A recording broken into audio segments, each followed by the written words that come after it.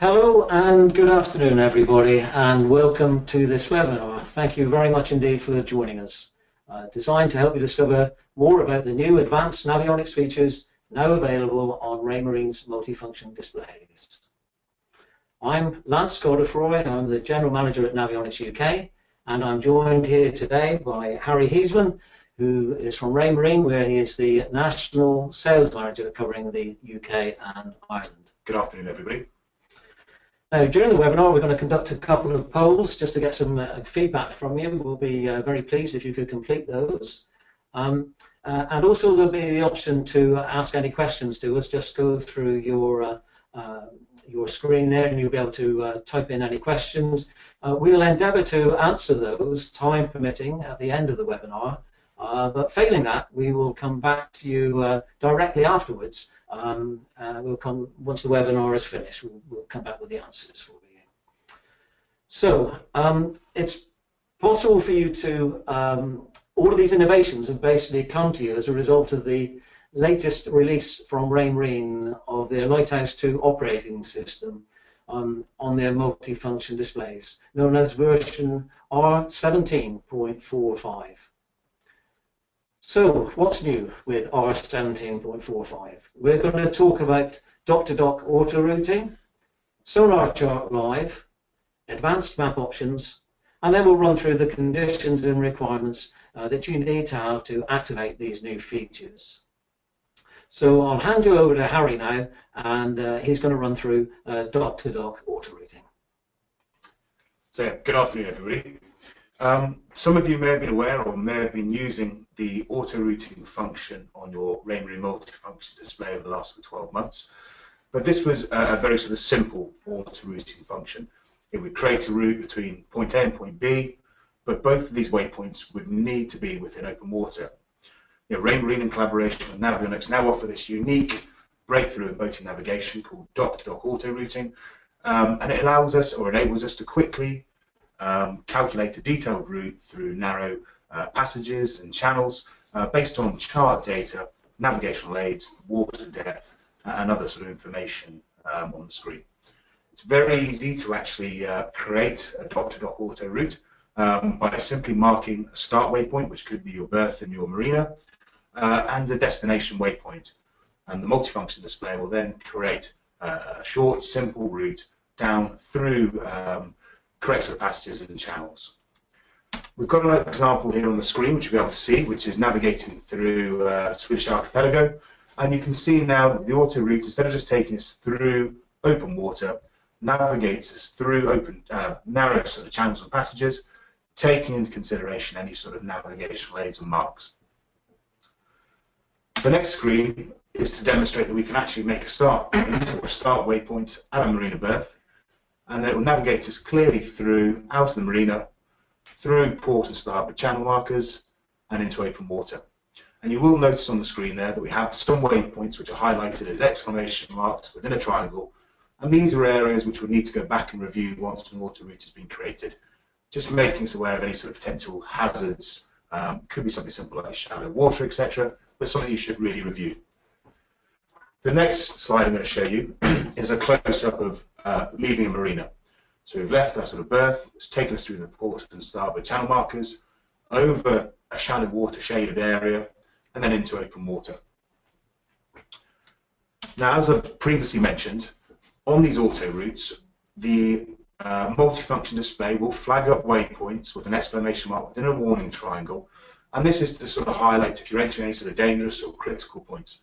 For example, here, this traffic separation zone, it's asking you to go and then review and then make a decision as to whether it's safe to make a passage through that separation zone.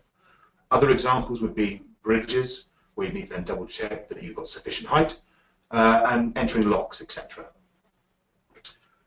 Got another example on the screen at the moment where we've got a start waypoint out in open water, and the auto route is then taking us clearly through the correct channel markers, port and starboard, through into a tight sort of channel, all the way through to a berthing area. Now, how do we go about creating an auto route on a multifunction display? We've got a very short video here. So we go into our chart application, we press and hold on the screen and select build route. And you'll now see on the right hand side of the screen a menu option at the bottom which says Dock-to-dock Autorouting, and this must be switched on. We would then select our start waypoint there at the bottom of the screen, and we then move our cursor to our destination waypoint. And again here we're up on one of these Swedish archipelagos, so wanting to navigate through a very sort of narrow fairway. The multifunction display will then calculate a passage and a route, and it will then mark multiple waypoints on the screen. And as you can clearly see there, there are some waypoints that have been highlighted as warning triangles. With Raymarine's multifunction display, you can go back over the route, you can highlight these particular waypoints, you can review them, move them, edit them if you want to, remove them from the legs, to ensure that you've got a safe route passage through.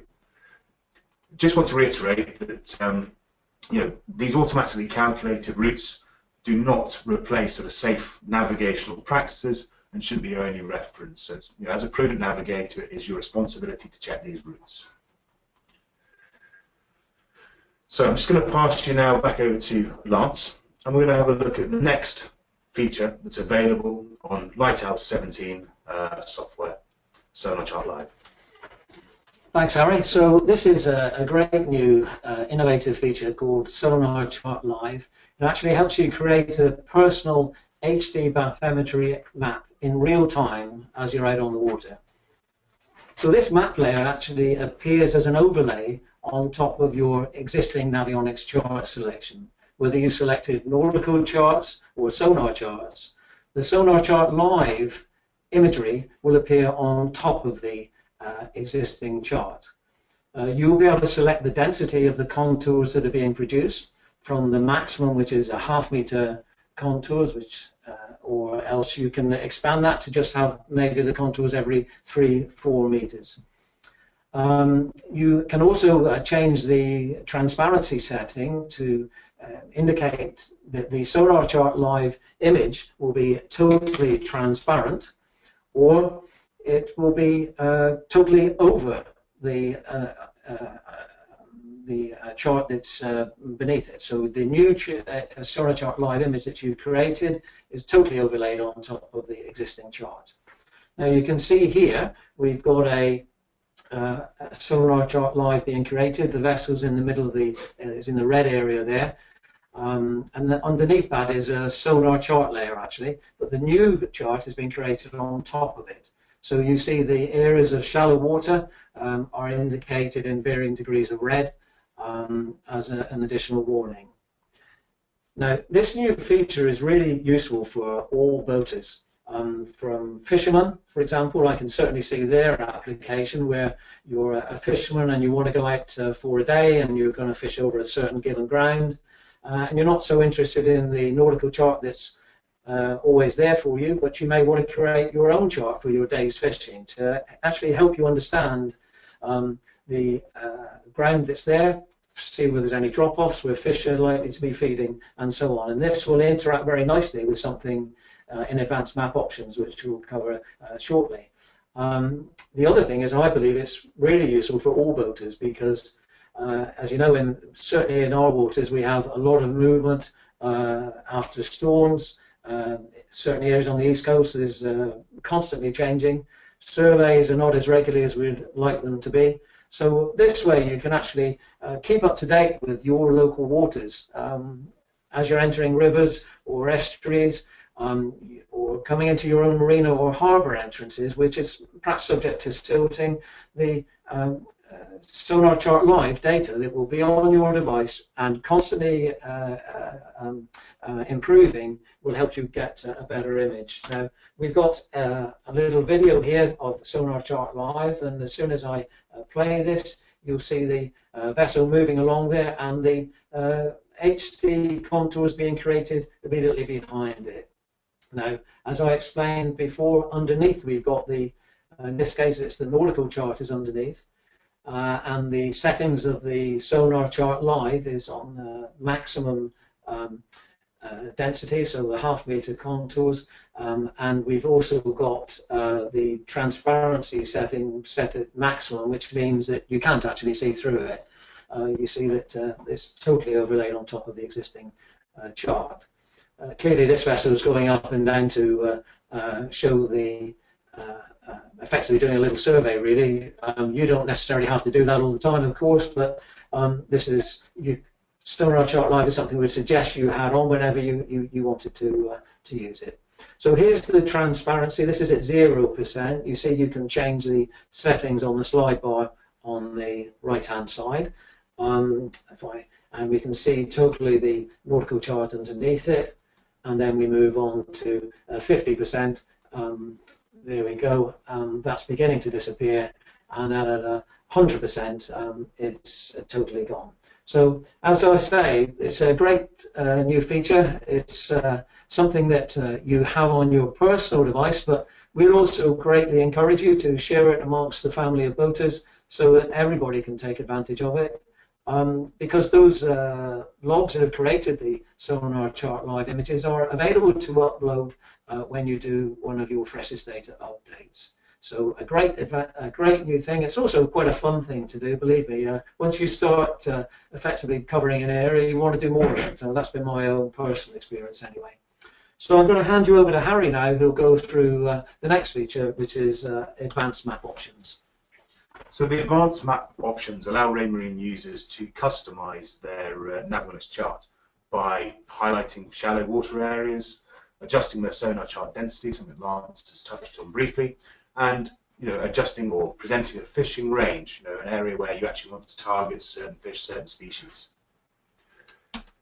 So for shallow water, why would we use this? Well, we can increase the actual shallow water shading just to give a very quick representation on the multifunction display of areas that we want to avoid. If we're just cruising, we want to stay away from a certain depth, it's very quick and easy to glance at the screen and make sure that we're in safe waters. The other option is for fishermen who want to potentially target a certain depth of water, and by using the shading function, this is easy to see. Now, how do we go about turning on the shallow water shading? Very simple.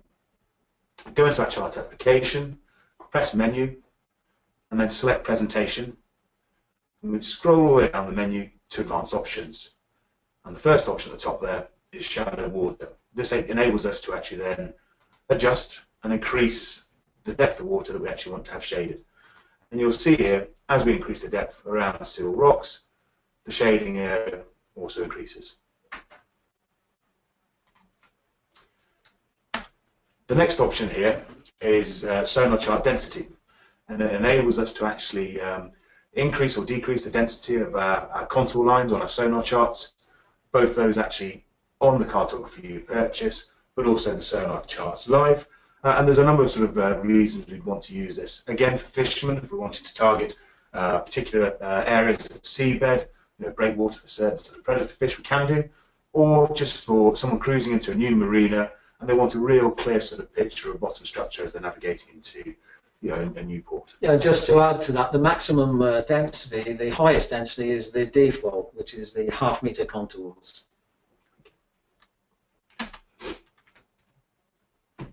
The next advanced map option is fishing range. At this time of the year, summer months, predator fish such as sea bass, large pollock, etc., move away from colder waters, deeper waters, into shallow waters to feed on sprat, sand eels, and also small mackerel. And so we'll know as fishermen that we want to actually target a certain depth of water, and it's great to actually have this presented on a multifunction display as a clearly highlighted area. So again, to actually bring up the shading, we go into our menu, presentation, again select the advanced map options, and we go down to our fishing range function. Once we turn the fishing range function on, you'll now see clearly on the chart that depths between sort of 20 and 28 feet of depth, the minimum and maximum fishing range that we've highlighted, are easily sort of represented on the screen as a sort of whiter area. We can then, we can then go in and actually adjust those depths, and it increases or decreases the shaded area that we're actually looking to fish. So again, in the advanced map options, down to the fishing range, and if we select our maximum fishing range, we can adjust the depth, and you'll see clearly on the left-hand Right. side the shaded area has changed. Very useful.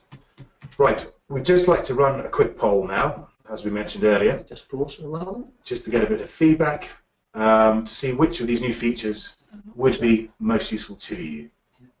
Just going to launch this to you now. So basically, we'd just like you to let us know, please, which of the new features, as Harry said, are going to be the most useful. You can click on choose between Dock-to-dock Autorouting, SonarChart Live, and Advanced Map options.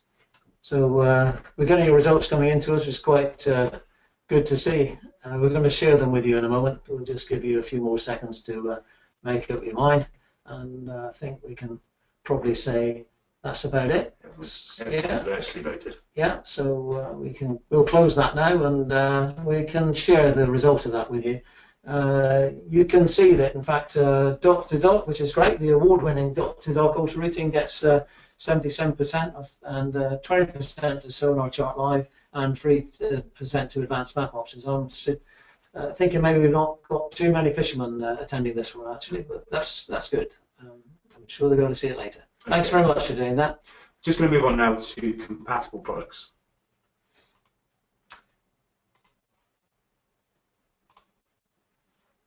Just on there, because this is the screen they're seeing. Yeah, okay, so compatible products for this, all these new features. Well, the Lighthouse 2 operating system runs on all Raymarine's multifunction displays. From the first model that was introduced, I think is about 5 years ago now, 4 or 5 years ago, the E7, through the A series, C series, E series, the newer ES series, and the GS series. All with Lighthouse 2, but the key element is that it must have version 17.45 installed and running on it. We're going to explain to you in a moment how you're able to get that, but that is one key element. The other key things we highlighted at the fourth bullet there is that it must be a Navionics chart that's within its freshest data subscription period. This means that, as you know, we provide updates with free updates for 1 year with every chart that we supply.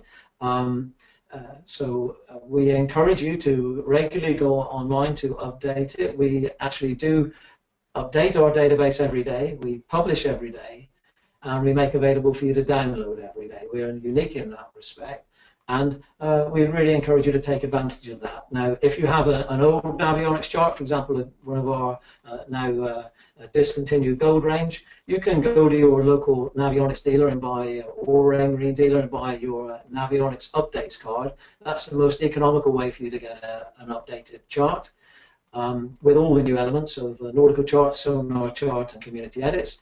And also, if you have a Platinum or an old Platinum Plus card, we're happy to swap those out to the very latest Platinum Plus card compatible with your Raymarine MFD, and all of those new options that I told you come with 1 year's worth of updates.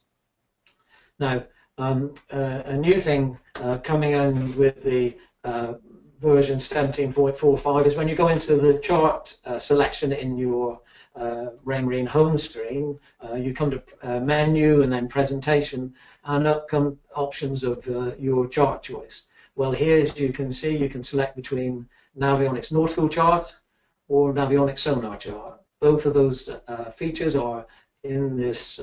This is a Platinum chart of the Mediterranean West that we have in here. But the new thing is that it shows you the expiration of the subscription to your freshest date, which here goes through to April next year. So that's a new feature. So how to upgrade? We'll run into this next slide.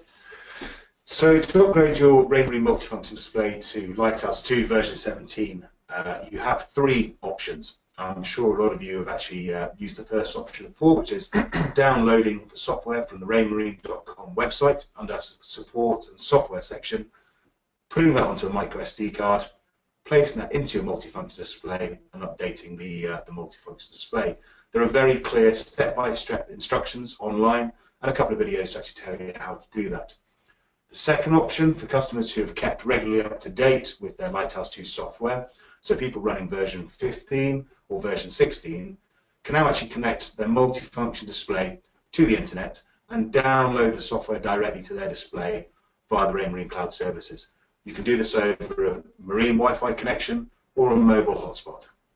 And lastly, Navionics are very pleased to be able to send directly to you a free micro SD card with the R17.45 already preloaded into it. Please go to navionics.com where there's a lot of information about everything we've been discussing here, and you'll find the links to the online application form to have the chips sent directly to you. We're very pleased to be able to provide those chips, and they are freely available for you. Right, we've just got one final poll that we'd like to put out to you before we sort of have a look at some of the questions that have been asked and try to answer some. Yeah. And this final poll is, will you use these new features? I'm just going to launch this now.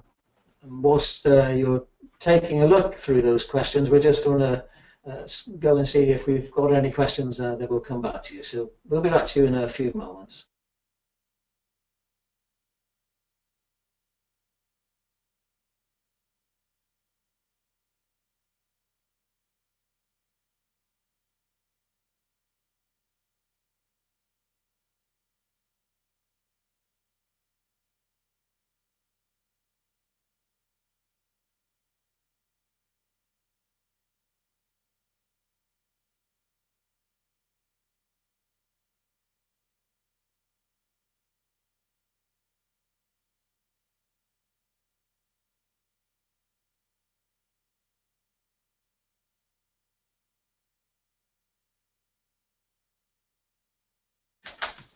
So thanks very much for doing that.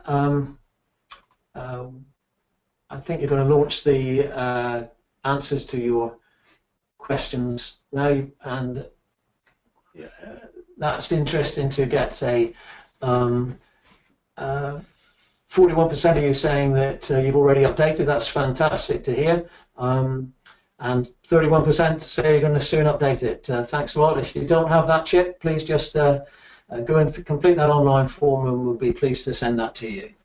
Now, a couple of points of questions that you've sent through to us. One important thing to question was about tidal correction. Now, with SonarChart Live, we do, certainly for sea areas, we do take tidal information into account. In the settings there, there is something to say tide correction. In fact, I think Harry just called it up on the screen there now. I think on the window you see tide correction on or off, or average. Now that will compensate for tide in your area. It will find the nearest tide data that we have to your boating area at the time, and it will correct the SonarChart Live data that you have. Another question covered the settings at your boat, settings in terms of the transducer depth if you upload those logs to us. We asked you for that information. However, if you've already programmed it into your MFD, there is no need to provide any more information when you upload the logs as part of the freshest data process. You have the option to upload the logs at that same time. But if you've already told your chart plotter that you've compensated for the depth of your transducer, that is taken into account with the calculation. And of course the tidal information is then processed as well.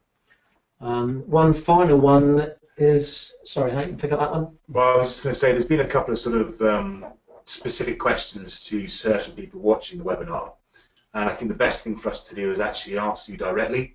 Any Raymarine-based questions, I'll be happy to get in contact and provide the answers. And Lance will do exactly the same for any sort of Navionics-related questions that have been raised today, and we will come back to all of you.